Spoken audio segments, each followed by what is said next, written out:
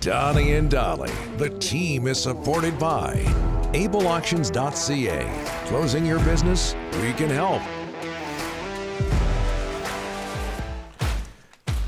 Delaney's OK Tire and Langley inbox on fire. Fire. And we appreciate it, folks. Keep them coming in. We'll try to get to as many as possible. It is Thursday, and all of our guests today, including Thomas Drance, hot under the collar, brought to you by the Vancouver Giants. Tomorrow night, the G-Men take on Victoria at the LEC. The Royals. Puck drop is at 7:30. Get your tickets now at vancouvergiants.com/tickets. This is from Fiverr, Delaney's OK Tire and Langley inbox, just before we get to Thomas. The reason Yzerman is selling is because he doesn't believe his team can compete in the playoffs against the Eastern juggernauts.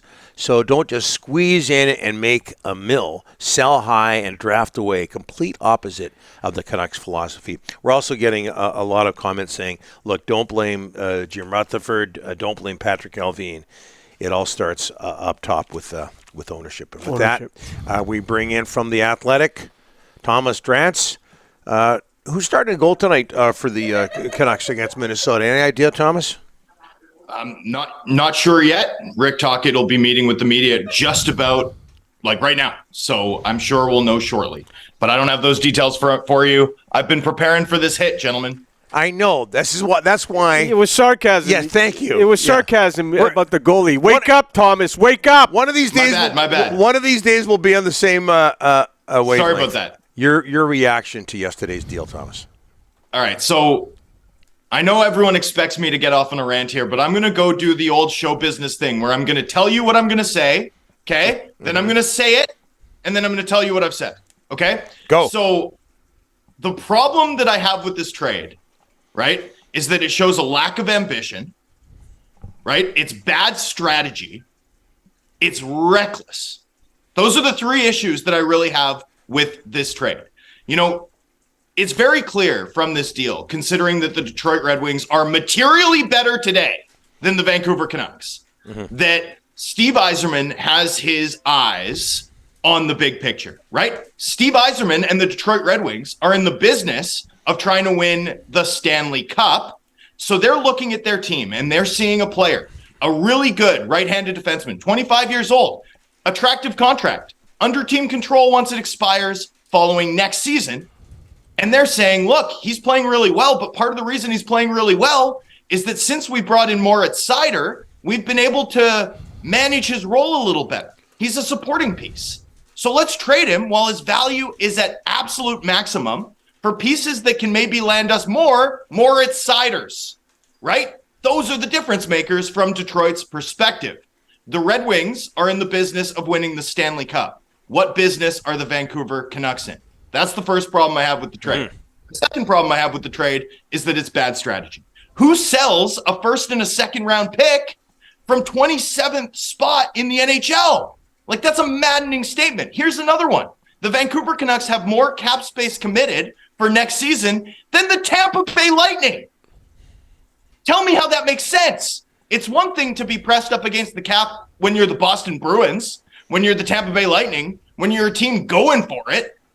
This team's 27th in the NHL by point percentage. There's no reason that a team in this spot should be selling futures and committing cap space like this. You know, effectively too, the Canucks have put themselves in a bind where in trying to move off bad money, right? We know they've been trying to move off Garland and Besser and Tyler Myers for months. Years. Do it.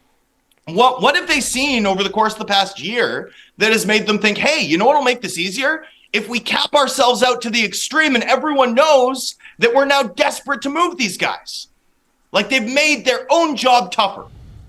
And here's the last part. And boys, this one for me is where this sort of goes over the line and moves from just being a hockey trade that doesn't make sense in typical Vancouver Canucks fashion to being something far scarier, far more worrying, far more confidence shattering in terms of evaluating the work of this front office. The Canucks have traded this Islanders pick, the one that they netted for Bo Horvat, and there's no additional protections on it, right? Like, why was that pick so valuable? Why were fans in this market so excited when the Canucks acquired effectively the best asset of the trade deadline in the Islanders' first round pick? Well, it's because it's a strong first-round pick, but also has upside to be a franchise-altering piece. This is a pick that if it falls in the top 12, right, this year, will convey to the 2024 NHL draft, at which point it's unprotected. The Islanders are likely to make the playoffs, but not overwhelmingly likely, right? There's still like the chance of the Islanders missing the playoffs is the chance of a really good NBA shooter shooting from the wing with good defense covering him. Like if it happens against your team and they're up 2 late, you're still being like, because there's a chance it goes in. And if it goes in, like the Islanders are pretty average.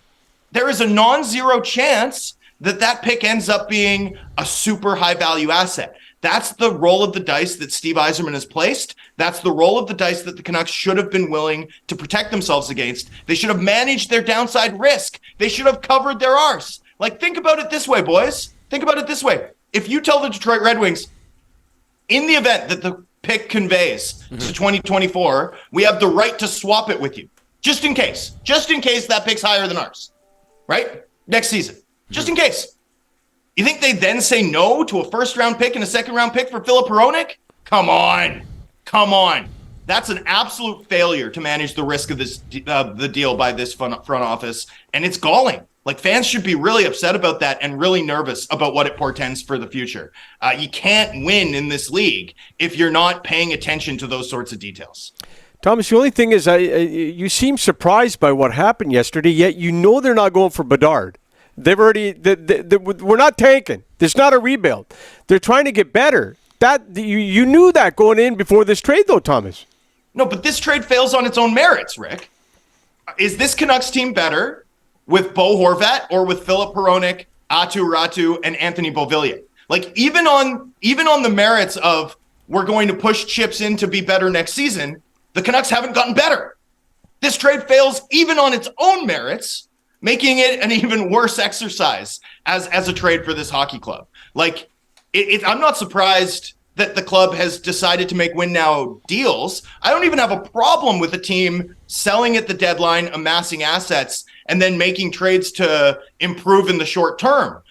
There's smart ways to go about doing that. It's just that when you're doing these types of trades, like, why buy a guy from a team like Detroit that has no pressure to deal the guy? Like, look around the league, Rick. There's so many capped out teams. There's so many good defensemen that are probably going to be available at 75 cents on the dollar this summer because of their team's cap issues. Brandon Carlo in Boston is a good example. Derek Forbert in Boston is a good example. Sam Girard in Colorado is a good example. Like, there's I could build a whole list for you of defensemen that teams might need to move, a la, Ryan Graves, John Marino, and Devin Taves, because the natural pressure of the salary cap makes it hard to keep really good teams together. Like, if you're using assets like that at the draft to do a similar type of trade, that's one thing. But that's not what's happened. Steve Yzerman has proactively identified the Canucks as a team willing to overpay effectively for a really good player. And don't get me wrong, this isn't about Filip Hronek, who's a really good player, but who are willing to overpay for a really good player, despite the fact that there's no pressure on him to move that piece, and he's netted really high-value futures in return. The Canucks, for all of their work at the trade deadline, like since January 1st, I don't know that they've gotten better. In fact, I'd say they haven't, and they've gotten more expensive. So even if this were just a simple retooling effort, like, it fails on its own merits. I don't like the big picture direction of this club. I don't think it's going to work. But even if I was to accept that it might, this is a bad retooling move, Rick. I'm with you. But Thomas, what makes it frustrating? I talked about this in the first segment. There's a lot that makes it frustrating. But for 4.5, I forget what I said in the first segment, but for 4.5 minutes, 4.5 days, whatever it was, 4.5 seconds, people thought that they're finally doing what they should be doing, stockpiling draft picks and looking ahead to the future. Does that not make it more frustrating that in a split second they went away from that? But as Rick says, it's not like they even told us it would be different. No. But no, they can't help themselves, right? Like, clearly this organization can't help itself. And as we sort of parse through, what does this deal mean? What does this deal mean big picture, right? Well, here's what it means. this draft class, you've got a lifelong Vancouver Canucks fan from North Vancouver who is the best prospect to ever come out of Western Canada at the top of the draft, and the Canucks aren't interested in going for him.